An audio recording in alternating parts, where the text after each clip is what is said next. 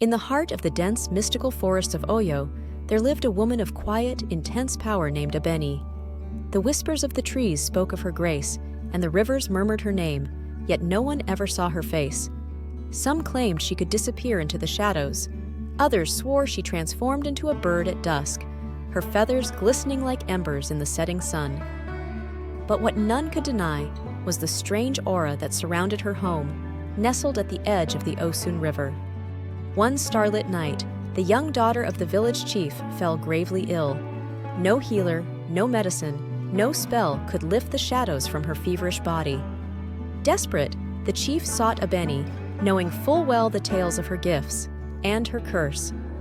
Abeni listened silently as the chief, a proud man now trembling with fear, offered her anything if she would only save his child.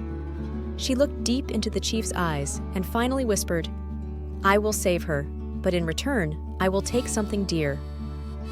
What the chief didn't know was that Abeni's power came from a sacrifice she had once made. Long ago, in exchange for the magic to protect her people from an encroaching darkness, Abeni had given up her voice. In silence, she had lived ever since, the language of her heart spoken only in the call of the nightbird she could become.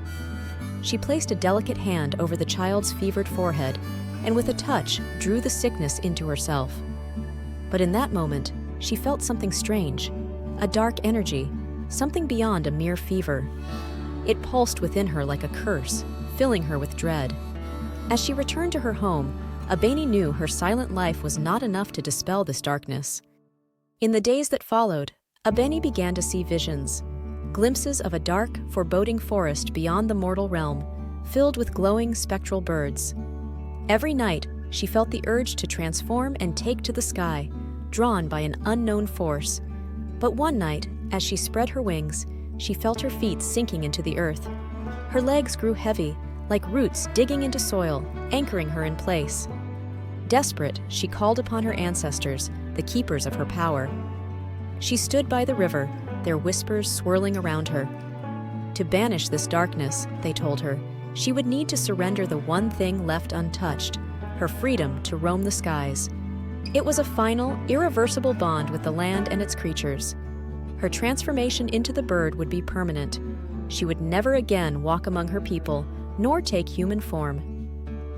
As the dawn broke over the horizon, Abeni stood by the river, the weight of her choice pressing down upon her. She looked up, her eyes meeting the first light of day. Then, with a deep breath, she surrendered. Her body shifted, her skin turned to feathers, her limbs folded into wings. And this time, she did not fight the pull to the sky.